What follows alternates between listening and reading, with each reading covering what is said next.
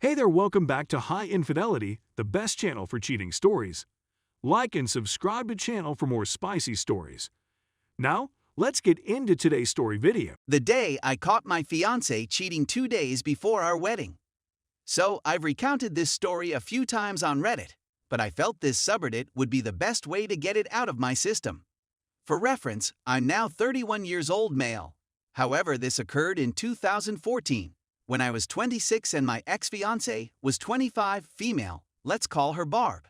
We met in college and dated for 3 years before being engaged, with a wedding date set by the 4th year. Our parents are not well off financially, and she was in graduate school, so the financial duty fell on me, which totaled $20,000 and was paid in full 4 days before the wedding. We had our standard mid-20s relationship troubles leading up to that horror of an evening, with periods of bad communication, excessive drinking on weekends, and the odd argument about minor nonsense. Aside from that, we had a terrific relationship and spent a lot of time together figuring out life after college and planned for the future. As I previously indicated, the wedding and reception venue processed my check 4 days before the wedding, despite the fact that the contract specified that it was non-refundable. Over 120 guests had been confirmed, including a few dozen from out-of-state tuxes, and bridesmaid gowns had been measured and paid for, and everything was coming together. Now, before I continue talking, let's get to the inevitable of events that you're all interested in. The night in question was a Friday evening at our new apartment, which we'd moved into a few weeks before, and we'd invited around a dozen people over to pre-game before hitting the town's pubs. My buddy, whom I've known since kindergarten, we'll call him Ricky, was among this bunch of buddies. Barb and I had spent a lot of time with Ricky over the past 3 years, and he was undoubtedly one of her favorite of my friends, which is always great when your so gets along with individuals in your social circle. The night began at a local establishment that allowed buyout. So by the time we left, a 1/5 Jameson and a third a rack of Ewingling had been consumed, and everyone was intoxicated. The next 3 hours were spent moving between 2-3 bars, resulting in the whole group devolving into a drunken, aggressive mess. Most everyone went home when the bars closed, save for me, Barb, Ricky, and another couple who returned to our flat for a nightcap. Once back at our residence, the pair barely stayed for about 20 minutes before calling it quits and heading home, leaving me with Barb and freaking Ricky. I spotted Barb checking her phone more than normal earlier in the night in the bar, and Ricky checking his phone after she had locked the screen. I nearly put 2 and 2 together, but why would I be concerned about them plotting anything nefarious 2 days before I was going to marry this girl? Back to my place, I was reasonably sober and observed that all of the liquor was gone, so I was thinking of picking up a couple of six-packs from a nearby establishment that remains up until 3 a.m. Barb and Ricky were clearly on the booze and had tanked, but there was no reason to assume anything shady would happen if I left for 20 minutes. When I was in my vehicle, about to leave my apartment complex, I had a horrible sensation in my stomach that something wasn't right, which really terrified me out. So I contacted my closest friend, and he agreed to be picked up and accompany me on the beer run and back to the flat. We strolled up to the sliding glass door that led to my living room, which featured a couch to the immediate right. After getting some Bud Heavies and coming home, we opened the door, took 2 steps inside, and my ex-fiancé was fully naked and mounted on Mr. Ricky, thrusting tonsil deep into each other's throats.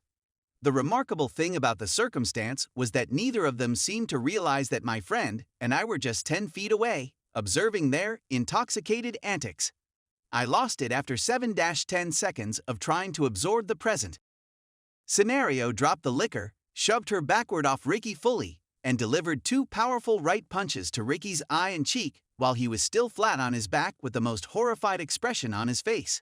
To put things in perspective, I am 6', 220 pounds and have always played hockey. He is 5'6", 140 pounds and a runner. Ricky began snoring. I had never idea this was a thing, immediately after my fist attack, and was sleeping for at least 5 minutes while I was losing my mind over the issue. I phoned her parents around 10 times without thinking till they woke up and insisted they come take up their unfaithful daughter right now. Their home was just 5 minutes down the road, so they came in quickly after I was berating Barb for her heinous, nasty choice. Her parents rushed into me, yelling at Barb, while Ricky was snoozing on the sofa and my friend was mediating the issue. The first thing I told everyone was that the wedding was OFF. I wanted the ring back and said that I'd rather lose $20K than spend the rest of my life with a cheating. Her parents spent the next 20 minutes trying to talk me out of it and sometimes justifying Barb's conduct, asking things like, "Why can't you forgive her?" and "Isn't it too late to cancel the wedding?" Meanwhile, Ricky awoke with the right half of his face swelled to the size of a grapefruit and his left eye closed. It was difficult to get him out of the apartment since he was too intoxicated to drive. So I contacted his brother, who was 20 minutes away, and spent that time berating Barb, Ricky, and her parents. Surprisingly, despite my wrath, I was able to keep my cool long enough to communicate my feelings. When I've been this unhappy in the past, my brain felt jumbled, and I had difficulty condensing and forming my ideas into coherent phrases. No, not this time. I had meticulously taken apart each objection, opinion, or appeal for reconsideration uttered by everyone in the room by the time Ricky's brother picked him up and Barb's parents shuttled her home. It felt fantastic. I'm not going to pretend that the months that followed were simple and that everything worked out in my favor. 2 months later, the pharmaceutical firm where I worked decided to lay off my whole division. I had piled up thousands of dollars in credit card debt to pay for the wedding, unemployment followed me for 5 months, and I was diagnosed with major depression. Life was messed up for a few years, and I wouldn't wish it on anybody, but now that I'm 31 years old, things have calmed down and I couldn't be happier. Thank you for allowing me to air my grievances. Story 2.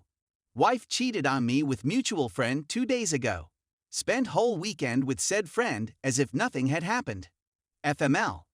I'd been married to my wife for 10 years and now found out she slept with one of our friends who was coming to the cottage with us over the weekend. So I spent the whole weekend with this man, fishing, grilling chicken, cutting down trees, and so on, not realizing he had just had with my wife. I saw they were spending more time alone than normal, and my wife was avoiding me almost religiously, so I knew something was wrong, but I never dreamed she'd cheat on me. Now, I must admit that my wife has been suffering with a lot of worry and despair recently, which she has unfortunately dealt with by drinking a lot more than normal. In her defense, she was very vulnerable. We had been going through this together, but it was a difficult time. I knew the flirting had been going on for months, had told her to be cautious with him since he's a touch slimy in general, perpetual flirt, and could see she was enjoying the attention a little more than normal. In any event, she hadn't been feeling well all weekend, so when we got home from the cottage, I instructed her to go lay down while I finished unpacking and putting the kids to bed.